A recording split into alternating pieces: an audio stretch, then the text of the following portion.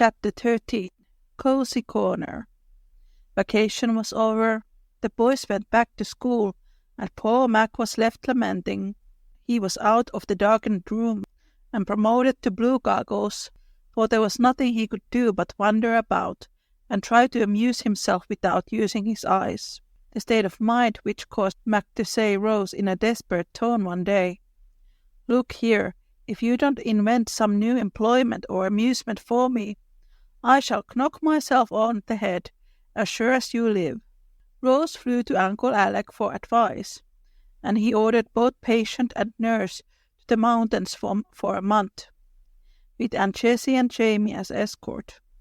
Pokey and her mother joined the party. 6 very happy-looking people were aboard the express train for Portland, 2 smiling mammas, laden with luncheon basket and wraps, a pretty young girl with a bag of books on her arm, a tall, thin lad with his hat over his eyes, and 2 small children who sat with their short legs straight out before them, and their chubby faces beaming with the first speechless delight of truly travelling.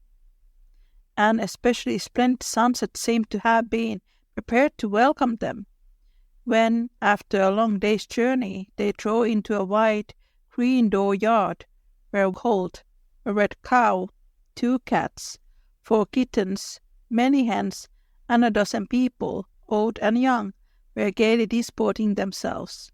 Everyone nodded and smiled in the friendliest manner, and a lively old lady kissed the newcomers all around, as she said heartily, "Well now, I am proper glad to see you.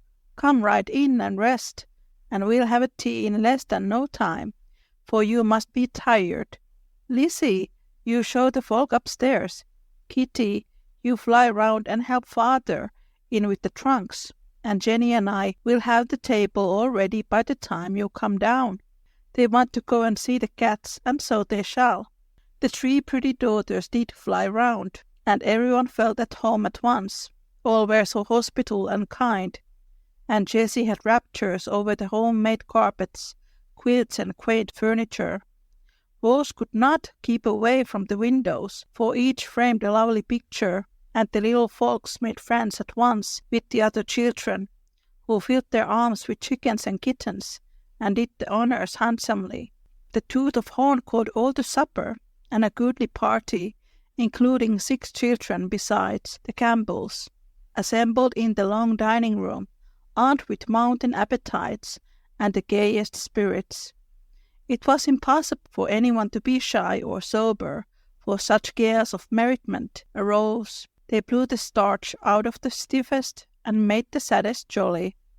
Mother Atkinson, as all called, their hostess, was the merriest there, and the busiest, for she kept flying up to wait on the children to bring out some new dish, or to banish the livestock who were of such social turn that the colt came into the entry and demanded sugar.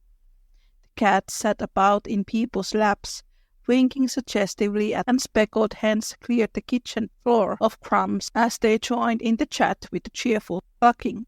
Everybody turned out after tea to watch the sunset, till all the lovely red was gone, and mosquitoes wound their shrill horns to sound the retreat. The music of an organ surprised the newcomers, and in the parlour they found Father Atkinson playing sweet little instrument made by himself.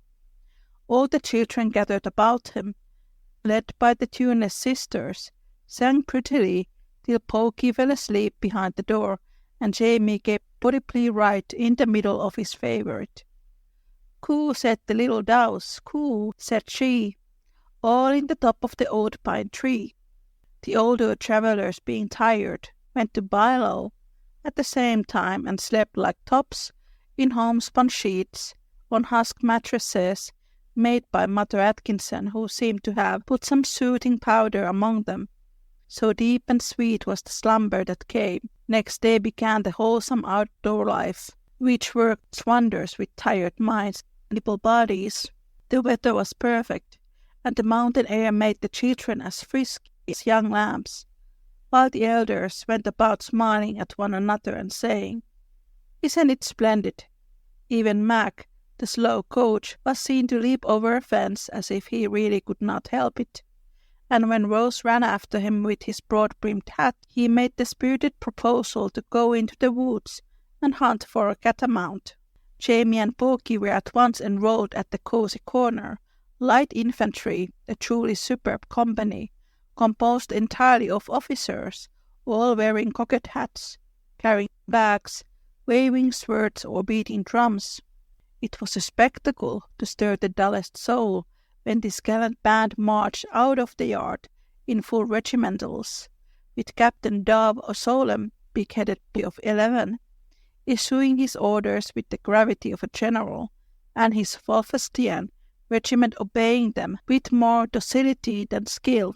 The little snow children did very well, and Lieutenant Jackdaw was fine to see. So was drummer Frank, the errant boy of the house, as he rubbed up with all his heart and drumsticks. Jamie had trained before, and was made a colonel at once, but Pokey was the best of all, and called forth a spontaneous burst of applause from the spectators as she brought up the rear, her cocked hat all over one eye, her flag trailing over her shoulder, and her wooden sword straight up in the air, her face beaming and every curl bobbing with delight as her fat legs tottered in the vain attempt to keep step manfully. And it is proper to muffle the drums and lower the flags as we go by, and we'd better take off our hats too. It is more respectable, I think. "Isn't that cunning of the dears?" whispered Rose, as the little troop marched slowly by, to the muffled roll of the drums, every flag and sword held down, and the childish faces very sober. "Hello, friends. It is Niina from the Little Woman podcast. Just to let you all know that the Little Woman podcast episode transcripts are now available as books.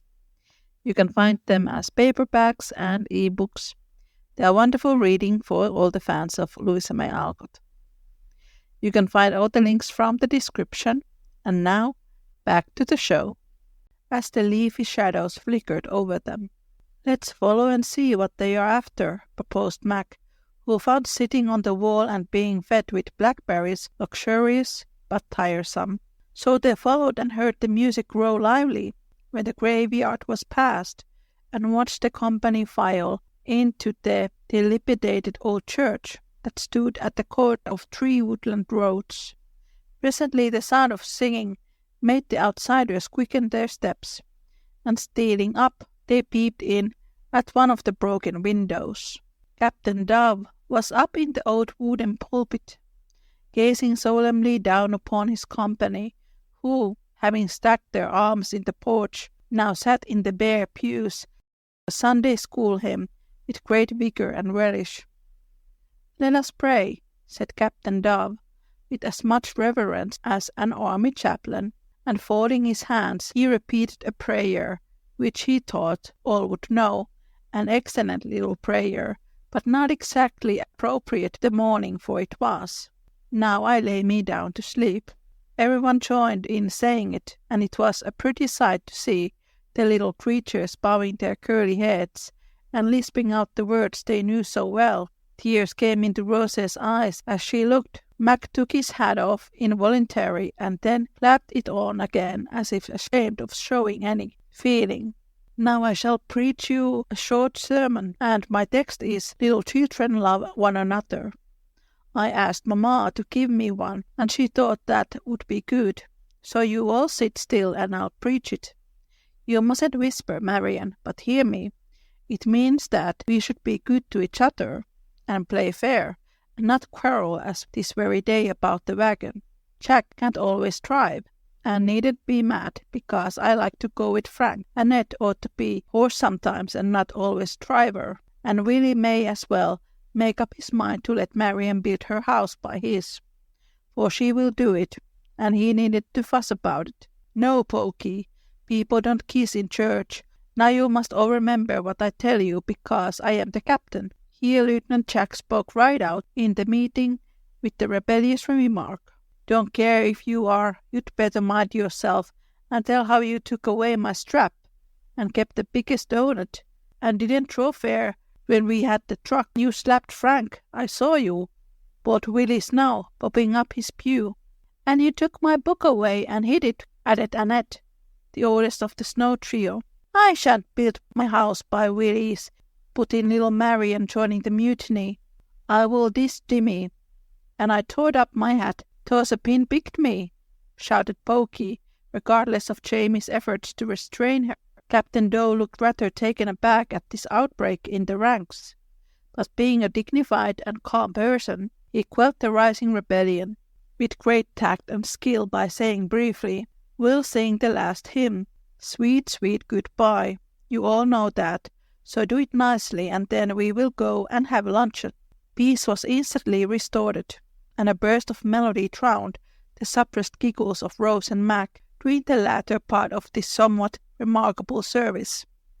15 minutes of repose rendered it a physical impossibility for the company to march out as quietly as they had marched in. I grieve to state that the entire troop raced home as hard as they could pelt, and were soon skirmishing briskly over their lunch, utterly oblivious of what Jamie, who had been much impressed by the sermon, called the captain's beautiful deck. It was astonishing how much they all found to do at Cozy Corner, and Mac, instead of lying in a hammock and being read to, as he had expected, was busiest of all. He was invited to survey and lay out Skeeterville, a town which the children were getting up in a huckleberry pasture, and he found much amusement in planning little roads, staking off house lots, attending to the waterworks, and consulting with the selectmen about the best sites for public buildings, for Mac was a boy still, in spite of his 15 years and his love of books. Then he went fishing with a gentleman from the west, and though they seldom caught anything but colts, they had great fun and exercised chasing the phantom trout they were bound to have. Mac also developed a geomania, and went tapping about at rocks and stones, discoursing wisely of strata, periods, and fossil remains, while Rose picked up leaves and lichens, and gave him lessons in botany in return for his lectures in geology. They led a very merry life, for the Atkinson girls kept up a sort of perpetual picnic, and did it so capitally that one was never tired of it. So the visitors drove finely, and long before the month was out, it was evident that Dr. Alec had prescribed the right medicine for his patients.